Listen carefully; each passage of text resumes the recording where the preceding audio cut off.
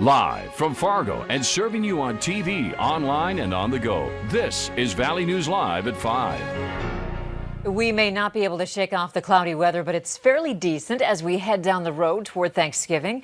Let's find out if it'll stay that way and check on this evening, too. Hutch? Andrea, thanks so much. Hello, everyone. It is a soupy day across the valley. Most of the shower activity starting to quiet up on the radar, although in the last hour we have seen some echoes coming out of Norman County near Ada and near the Crookston area. By and large, the clouds are the main problem now as the heavy precipitation has shifted off to the east. Our wind has shifted as well. It's northwesterly. Cooler, drier air making its way into the Devil's Lake Basin while we are hovering near the freezing mark here in the valley and points east. And with wet roads, we could have slippery spots on those roads tonight. So be cautious there. The other thing we're concerned about is the fact that, well, the south wind's keeping some patchy areas of fog in the area with visibility under a mile at times. Here's a look at that reduced visibility at the Dakota Magic Casino here in Fargo. Temperatures steady, cloudy skies, soupy conditions continue with light winds. The weather does quiet down and dry out a pinch. And I'll have an update on a Thanksgiving Day flake in the forecast, Andrea, here in just a moment. Just one flake, that's all we can tolerate. One or two, right? Yeah, thanks, Hutch. Make sure you have the Valley News Live Storm Team weather app so that you can keep up with the weather anytime, anywhere. You'll get the latest forecasts and conditions so that you can plan your day. Just search VNL Weather in the App Store and download it for free. 4 people are fighting for their lives after a 3-vehicle crash involving pedestrians. The Minnesota State Patrol says it started when one driver hit a deer on a highway in St. Louis County.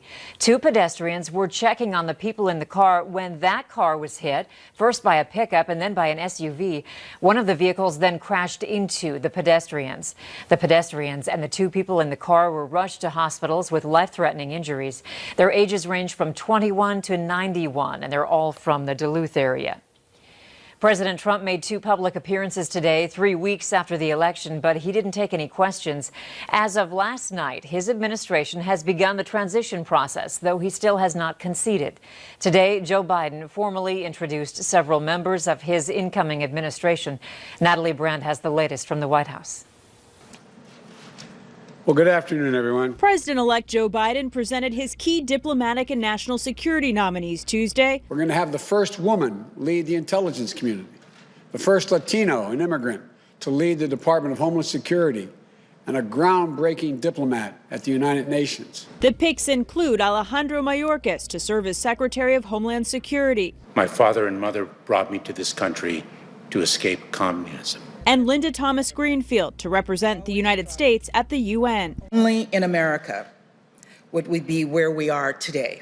Nearly 3 weeks after the election, General Services Administrator Emily Murphy officially signed off on the beginning of the transition process. I'm pleased to have received the ascertainment from GSA. The Biden-Harris transition team is now in contact with federal agencies, and a key focus is the country's most pressing issue, the coronavirus pandemic. We will ensure coordinated briefings with them to ensure they're getting whatever information that they feel they need. The president did not address the transition, but made brief remarks praising the stock market. I just want to congratulate all the people within the administration that worked so hard. Later, he presided over the annual White House turkey pardon. You invite President-elect Biden. On Twitter, President Trump still says his challenges to the election results are moving full speed ahead. But his campaign was dealt another blow Tuesday when Pennsylvania certified that President-elect Biden won the state by more than 80,000 votes. Natalie Brandt, CBS News, the White House.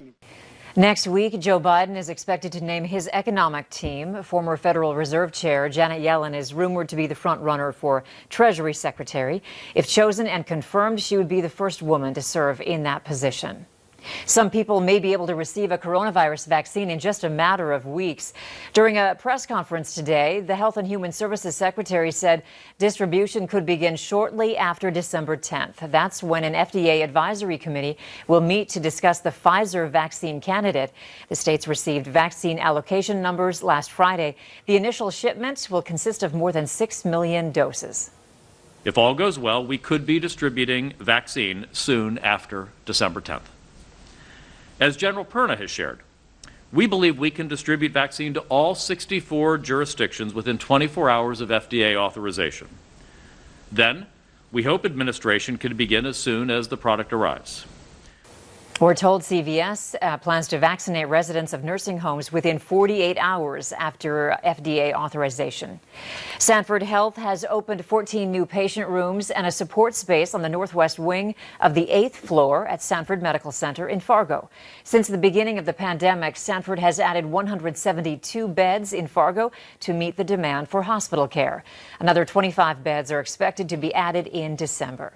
Sanford Dr. Doug Griffin says he can't speak to whether or not North Dakota should be implementing harsher restrictions to help slow the spread of COVID-19. But he did say in an interview today that limiting the hours and occupancy in restaurants and bars is a very good move.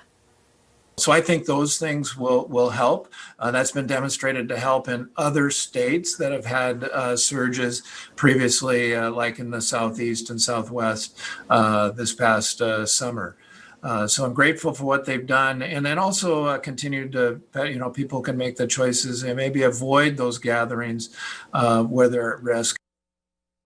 Governor Doug Burgum has issued all bars and restaurants to close at 10 p.m. In Minnesota, Governor Tim Walz has closed all bars and restaurants. They're serving only takeout orders until December 18th.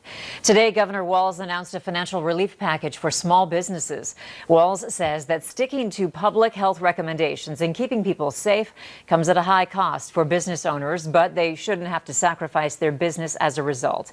Governor Walz has some ideas that include sales tax forgiveness, a waive on state regulatory fees, direct relief for workers, and a one-time food grant to businesses to provide food to healthcare workers, homeless shelters, and long-term care facilities.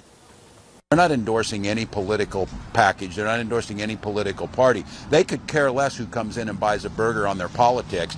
They simply want to make the case that now is the time for a package to go forward, and the sacrifices they're making can't be for naught. We're actually saving lives, keeping people out of the hospital, but we need to make sure that we're taking care of these folks.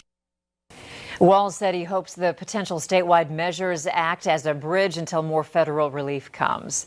The state Supreme Court has stopped Governor Doug Burgum from appointing someone to the open house seat in District 8.